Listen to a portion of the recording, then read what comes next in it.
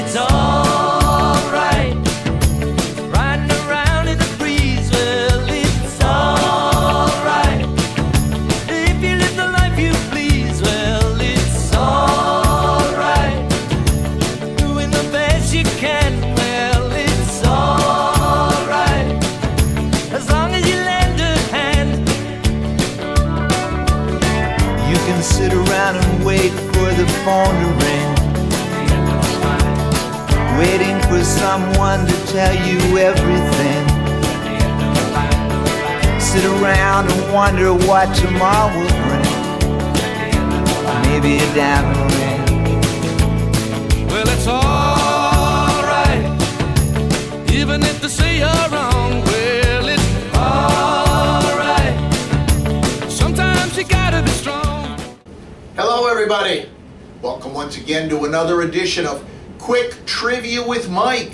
It's the weekly game show right here at East Castle Place, where we test your knowledge of facts. Sometimes a little bit more historical in nature, sometimes they're very contemporary. Hopefully they're always a lot of fun. I am your host and the Quizmaster, Mike Brever. Sit back, relax, let's have a little bit of fun this half hour, shall we? You know how we play the game. I begin my show by giving you the answers to 3 questions that I posed last week. Then I go off and I give you 3 new questions to challenge your knowledge of facts for the coming week. Give you a chance to do a little bit of research, play the game, get the answers to me, see if you can get the most questions correct. But let's begin the show with a new tradition that we have here at East Castle, the birthdays. The birthdays of the week right here at East Castle Place. And this week we have a couple. On the 20th of January, Don Herrick. Don Herrick on the 20th of January. On the 22nd of January, Shirley Brown. Shirley Brown has a birthday on the 22nd. On the 23rd, Doris Reisel. 23rd is Doris Reisel, and on the 25th, Judy Frankowiak. So happy birthday to Don, Shirley, Doris, and Judy. If you see any of these birthday kids in the corridors, wish them a wonderful day from all of us at Quick Trivia, and give them your own blessings for a wonderful birthday celebration. Let's get into the show now, shall we? Last week we talked a little bit about a historical setting, Emperor Hirohito. We told you about the fact that he was born on April 29th, 1901, passed away on January 7th, 1989. Empress Kojun was her wife. They had 2 sons and 5 daughters. Upon his death, he was succeeded by his 5th child and eldest son, Akihito. By 1979, Hirohito was the only monarch in the world with the title Emperor. He was the longest lived and longest reigning historical Japanese emperor, and one of the longest reigning monarchs in the world. You know, he actually reigned during World War II.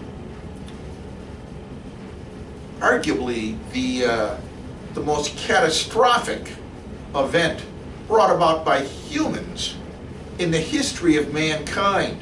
It began with Japan's invasion of China in approximately 1931. It lasted until 1945, when the United States forced Japan into an unconditional surrender.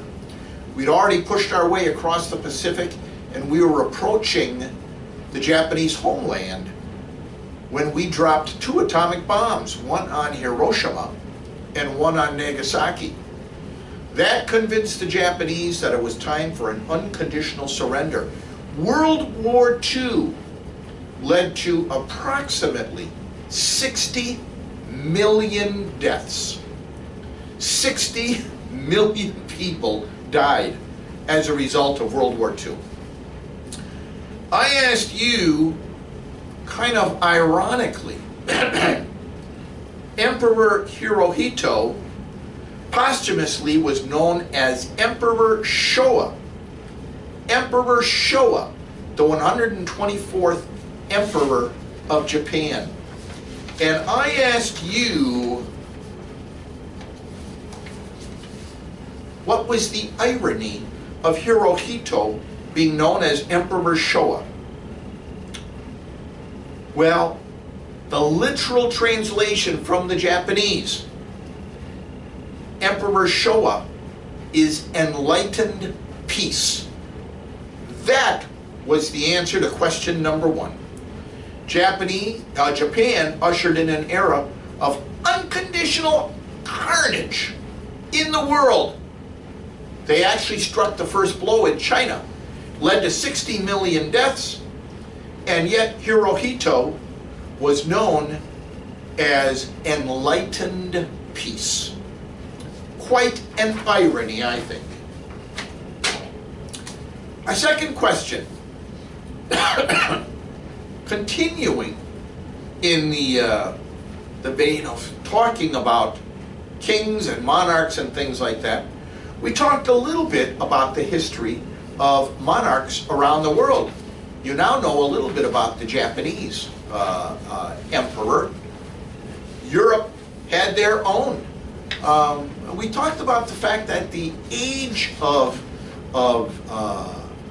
monarchies really was ushered in because of the time, the contemporary age, ushered in during the time of Napoleon. There were many principalities throughout Europe that had monarchies. Belgium, Denmark, Netherlands, Luxembourg, Norway, Spain, Sweden, the United Kingdom, all of them had monarchies. The United States, you will remember, became an independent country rebelling against a monarchy. You would think that the United States would have somewhat of a checkered past, if you will. However, the monarchies in Europe in particular have been some of our staunchest allies. England, for example, are one of our greatest allies in virtually every endeavor. You know the old saying, England and the United States are two democracies separated by a common language. But they've really been our staunchest ally. I asked you, however, knowing our checkered history with monarchies, and how many of them have been our staunchest allies, specifically the ones in Europe,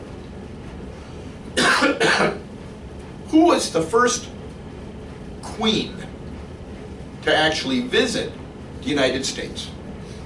Who was the first queen to actually visit the United States?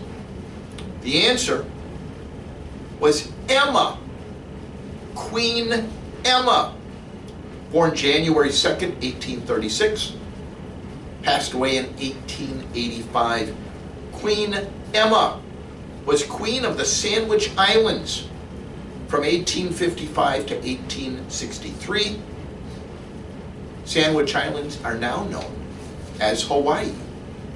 Hawaii, Queen Emma was the first queen to visit the United States, and she did so in 1866. That was the answer to question number 2. Question number 3. We talked a little bit about royalty in the sports world.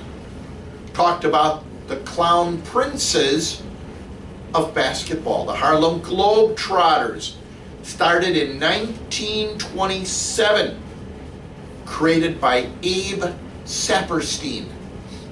The Harlem Globetrotters got their name because of the connotation of Harlem in New York, America's largest city at the time, major African American community.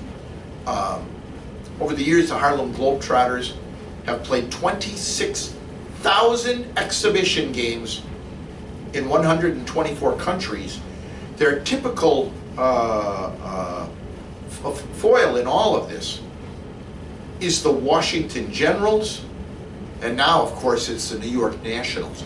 You know, the Globetrotters typically are here on New Year's Eve, playing in Milwaukee, typically to wonderful, wonderful audiences. It's become an annual tradition for many people. Their theme song, Sweet Georgia Brown, is known worldwide as the theme song for the Harlem Globetrotters. They've probably made it more famous than the original recording from Brother Bones. I asked you, Harlem Globetrotters played 26,000 exhibition games in 124 countries. Started in 1927. When did they actually play their first game in Harlem? When did they play their first game in Harlem? The answer? Not for 41 years. They played their first game in Harlem in 1968. They actually were started by Abe Saperstein in Chicago. They traveled the country, they traveled the world. You know what, for a long time they actually were a wonderful basketball team, not just entertainers. Will Chamberlain got his start playing with the Harlem Globetrotters. So there you have it, my friends. They did not play their first game in Harlem until 41 years after their creation in 1968. Those are your 3 questions from last week, everybody. We're now going to take a brief intermission. Go get yourself a donut, maybe a cup of coffee, a little bit of brain food, because we have some wonderful trivia questions for you in the second half of the show. Hurry back. I'll be waiting right here for you.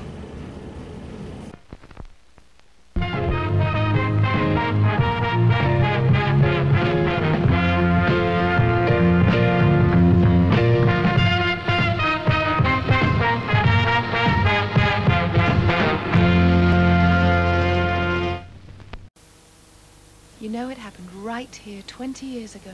Right here, Mum. Mm-hmm. You just can't imagine what it felt like.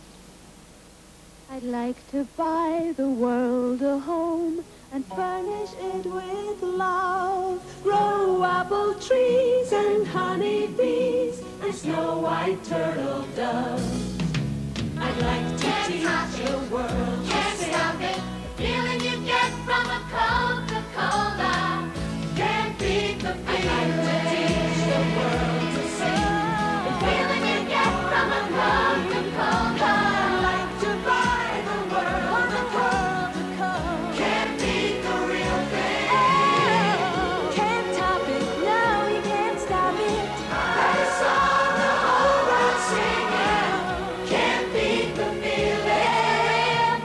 You can't beat the feeling. Hello, everybody. Welcome back to the second half of Quick Trivia with Mike.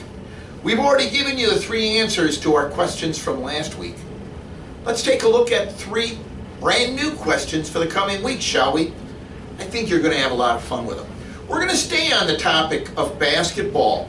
You remember we ended our questions from last week with the Harlem Globetrotters. We're going to take a look at some of the tallest players in NBA history. You know, the old saying, you know, you can practice basketball all you want, but you can't teach height. The taller you are, if you're an athlete, the greater the chance you have to become a millionaire playing in the NBA someday. Well, at 7 feet 4, 7 feet 4 inches, Ralph Sampson. Not the tallest player, the 14th tallest player at 7 feet 4. As a rookie, he averaged 21 points per game, 11 rebounds per game, and 2 blocks per game. Played in all 82 games. Just really a stellar career. It was, in fact, thwarted by injuries. But Ralph Sampson at 7 feet 4. Rick Smits, also 7 feet 4. His career averages 14 points per game, 6 rebounds per game, and 1 block per game. Mark Eaton, also 7'4", a shot blocking machine, and a longtime Utah Jazz center. 6 points per game, 8 rebounds per game, 3.5 blocks per game in 11 seasons in Utah. Mark Eaton. A lot of people at 7'4". At 7'5", Sim Bhullar, also weighed a whopping 359 pounds. Eventually retired in 2018. Started off in 2014. Just not actually the best basketball player in the world. Sometimes the adage, you can't teach height. Well, you really can't teach athleticism. Some people are just born with it. And Sim had a wonderful career. You know, even a year in the NBA and you become a millionaire. So the fact that he made it to the NBA is quite a compliment to him. Taco Fall, 7'5", a real fan favorite. Played with the first 2 seasons in Boston, then he played with the Cleveland Cavaliers. Pavel Podskulzin, 7'5". You'll notice a lot of these people are recent basketball players. You know, for a long time, the athleticism, the height didn't necessarily translate into athleticism. And a lot of that was coaching.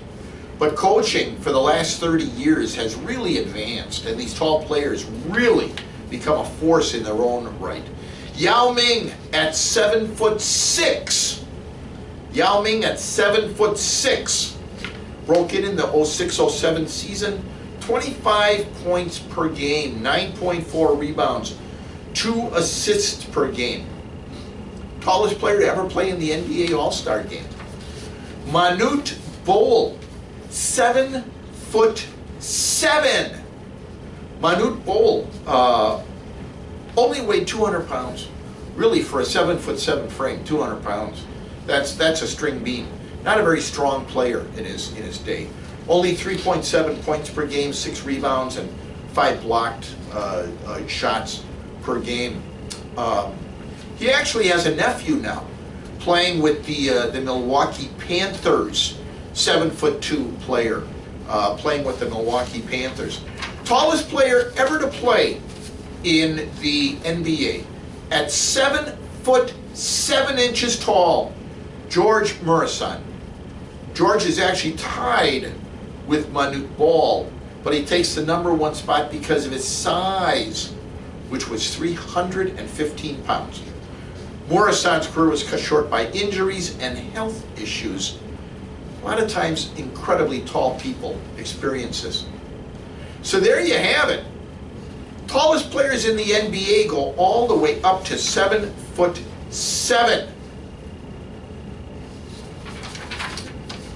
My question to you, who's the shortest player to ever play in the NBA?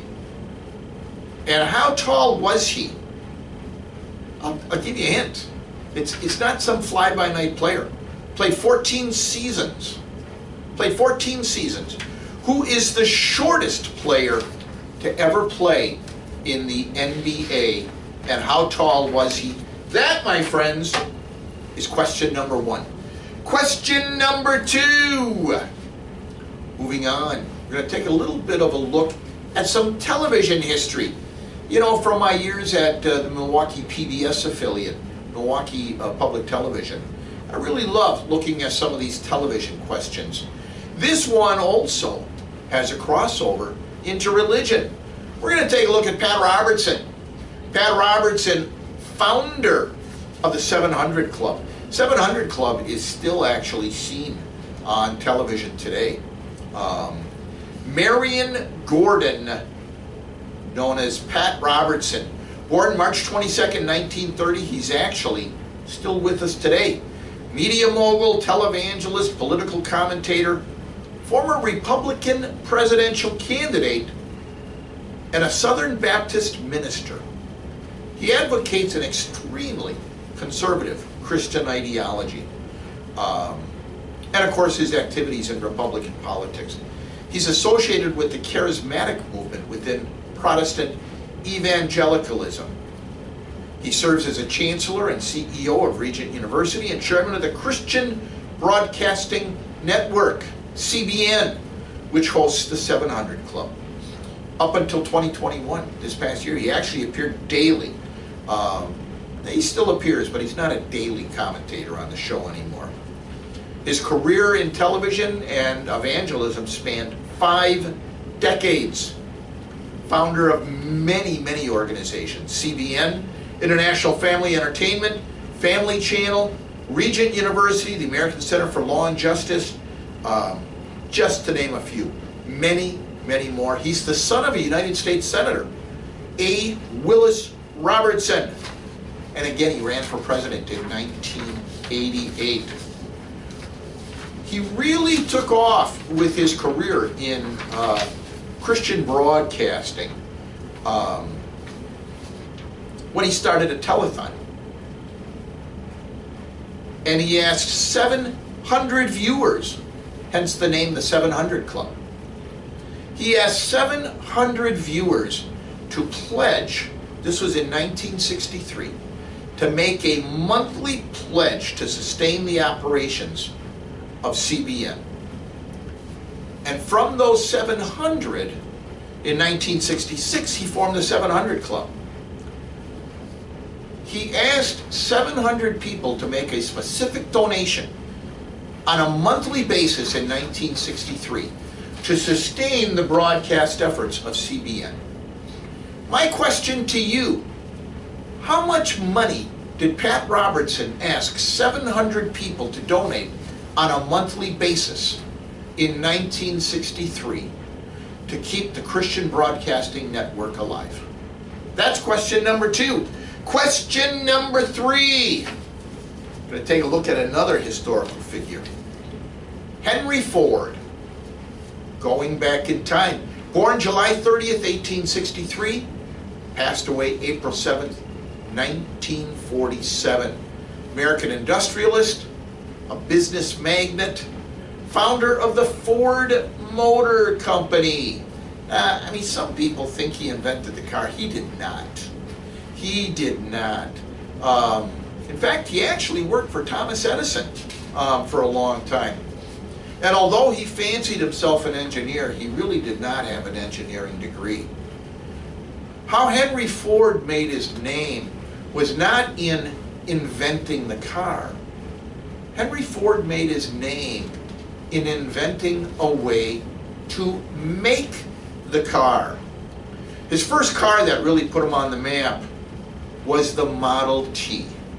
He wanted to make the Model T affordable for every American. And so he had to come up with a very inexpensive way to make the car. He came up with a mass production method called the assembly line. Everybody was a cog in a wheel and had a specific thing to do. That churned out cars at an enormous pace, and it made them very much more inexpensive and achievable for the average American household. Henry Ford, active in politics. In his own way, he was somewhat of a philanthropist in the things that he did. He was also very, very, very active in racing, teaming up with Tom Cooper to produce an 80-plus horsepower racer called the 999, driven to victory in an October 1902 race. And from that, you know, he really went off into, once again, creating a way for building cars that made them achievable for everybody. Kind of put the city of Detroit on the map, if you will. He also was, as I say, known somewhat as a philanthropist. Part of that was his working on his museum in Deerfield. What he did was he bought things like the Wilbur Wright garage that they built their first airplane in, moved it to Deerfield. He bought the warehouse that Thomas Edison turned into his lab, and he moved that to Deerfield. You can go to Deerfield today. You can see all kinds of famous things that Henry Ford purchased and moved there to create this wonderful outdoor museum that everybody gets to enjoy. He also, of course, had some really dark parts of his past. You know, very famous people in American history had dark eras in their past. Our founding fathers, almost to a person, were owners of slaves. Henry Ford was a tremendous anti-Semite, purchasing a newspaper and printing monthly articles required that each of the 7,000 dealerships throughout the country that sold Model Ts and eventually the Model A's had to carry this newspaper that he published. He softened his sentiments closer to his death in 1946. But it is a dark part of his persona and a part of the man. One of the things that he was extremely good at, however, was recognizing that if people were going to buy his cars, they had to make livable wages. And he really stepped up to the plate at Ford Motor Company. Ford Motor Company in 1913 had to hire more than 50,000 workers to support a workforce of 14,000 people. He decided that the way to address this was to raise their standard of living. People would come, they'd start working for Ford, they'd be making so much money, they would never want to quit. As a result of that, what he did was he raised everybody's pay to $2.50 a day.